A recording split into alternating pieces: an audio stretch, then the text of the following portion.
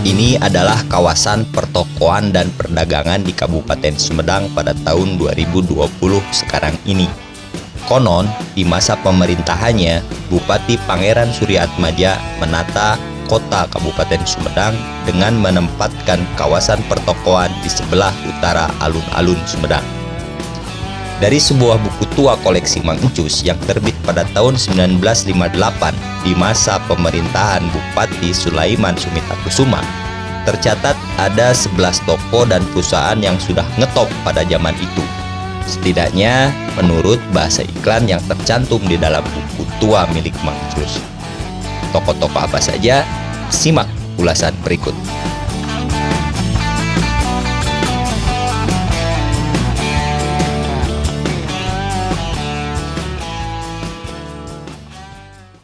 Perusahaan Jidar Sonda. Di iklan tidak tertulis di mana alamat perusahaan ini dan siapa pemilik atau pengelolanya. Yang ada adalah keterangan tentang jangkauan usaha perusahaan ini yang saat itu sudah mencapai taraf nasional. Tertulis dalam iklannya perusahaan Jidar Sonda. Kata jidar yang Mang Encus tahu itu semacam mistar atau penggaris. Perusahaan ini menyatakan bergerak di industri kayu dan pabrik jidar atau penggaris. Selain itu juga menyediakan alat-alat tulis yang terbuat dari kayu. Kita lihat dalam iklan, ternyata perusahaan Jidar Sonda ini adalah perusahaan yang kapasitas bisnisnya sudah nasional dan mengklaim menjadi satu-satunya perusahaan nasional yang berada di Sumedang. Ada tertulis kata partikelir. Apa ini artinya nih? Nah, setelah cari rujukan, kata partikelir itu kira-kira maknanya adalah institusi swasta. Perusahaan ini ternyata sudah bermain sampai ke luar negeri. Sudah bisa mengimpor untuk memenuhi pesanan. Perusahaan ini mengklaim jangkauan bisnisnya memang mencapai kota-kota besar di seluruh Indonesia. Saat ini, bekas perusahaan Jidar Sonda bisa kita lihat di Jalan Dewi Sartika, Kelurahan Regolwetan, Kecamatan Sumedang Selatan, tepatnya sebelah barat Rumah Sakit Pakuwon Sumedang. Selanjutnya, Mang Encus sebelumnya hanya tahu bahwa perusahaan bus tertua di Sumedang itu adalah Medal Sekarwangi atau populer dengan nama Bus MS. Sampai sekarang kita tahu Bus MS masih beroperasi. Tapi ternyata di buku itu ada iklan sebagai berikut. Jadi di tahun 1958 itu sudah ada perusahaan bus Cipta di Sumedang ini. Atau adakah perusahaan bus-bus lain yang sudah beroperasi di tahun-tahun tersebut? Masih perlu penelusuran lebih lanjut. Kembali ke iklan bus Cipta. Tertulis di iklannya, kantor perusahaan bus itu di Jalan Raya nomor 239.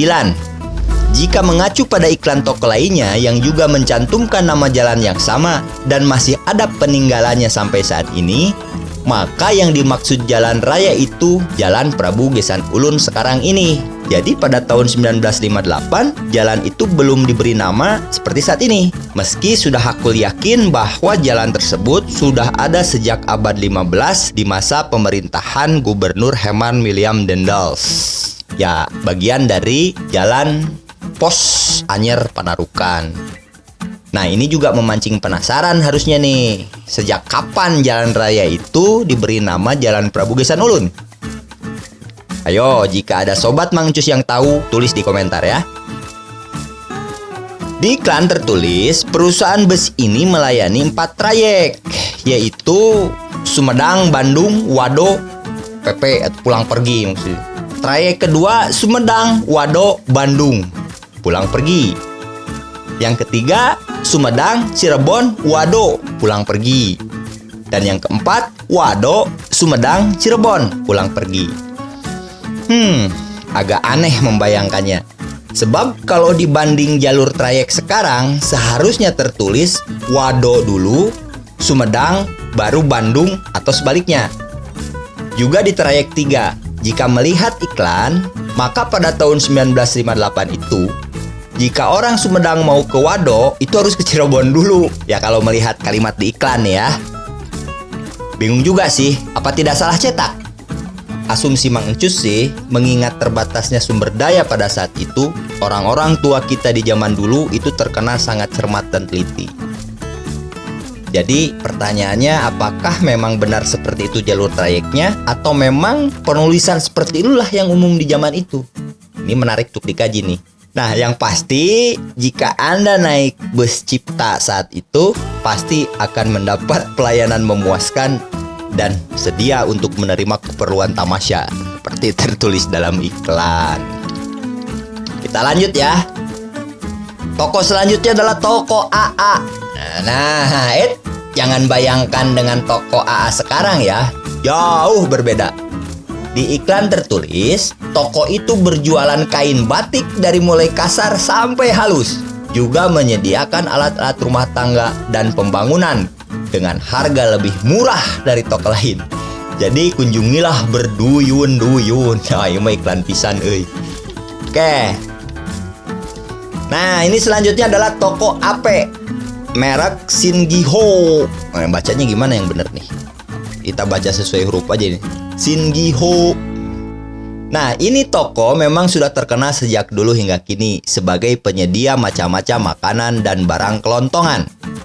Yang menarik dalam iklan ini, pada tahun 1958, toko AP ini menyediakan keperluan untuk selamatan. Apa ya kira-kira makna selamatan? Apa sama dengan syukuran? Susah ya. Sampai saat ini toko AP masih ada. Pengelolanya entah sudah berapa generasi berganti. Bahkan toko ini bisa menjadi semakin legendaris karena tepat di depannya kini dibangun sebuah tugu Sumedang 0 km. Dengan begitu, iklan dan eksistensi toko AP yang bisa disaksikan hingga saat ini pun menjelaskan bahwa yang dimaksud dengan jalan raya pada iklan-iklan jadul ini adalah Jalan Raya Prabu Gesan Ulun sekarang ini. Oke, lanjut ya. Nah, ini iklan ini penjahit dan penatuk kimia, disik tangan dan mesin Tawakal. Nah, ini jadi satu-satunya iklan di buku itu yang menyantumkan nama pemilik atau pengelola toko sekaligus menjadi tenaga ahli jahit yang disebut dengan BAS, yaitu D. Masduki. Sampai sekarang usaha penjahit Tawakal masih ada, diteruskan oleh Bapak Haji Yana Ahmad Suryana, salah seorang putra D. Masduki. Namanya kini menjadi Tawakal Putra. Selain itu, putra D. Masduki lainnya yaitu Didin Hasanuddin meneruskan usaha penjahit Tawakal di Cibiru, Kota Bandung. Sementara untuk usaha penatu diteruskan oleh putra lainnya yaitu Dede Anwar di Jalan Mayor Abdurrahman saat ini. Oke, teman-teman zaman now mungkin bertanya, apa itu penatu atau binatu? Bang Cus jawab ya. Penatu atau binatu itu adalah usaha laundry atau penyucian pakaian, kain, karpet dan sebagainya. Kembali ke iklan, di situ tertulis toko Tawakal beralamat di Jalan Raya nomor 166B Sumedang. Di manakah itu? Apakah letaknya seperti yang kita kenal selama ini, yaitu di samping komplek Gahir Sumedang? Atau bukan?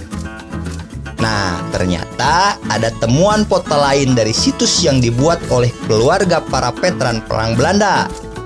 Dalam foto yang dibuat tahun 1947 itu, pasukan Jenny Belanda sedang memperbaiki jembatan Cipeles dekat Gedung Pasifik.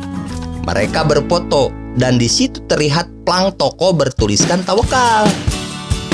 Dari Bapak Yana Ahmad Suryana, Mang Cus hanya memperoleh informasi bahwa D. Masduki dulu tinggal di lingkungan Gang Losmen sekitar Gedung Pasifik. 1958 Bapak Yana tentu masih bayi. Tapi anggap saja bahwa dalam foto jadul pasukan Jenny Belanda itu memang benar plang toko penjahit Tawakal.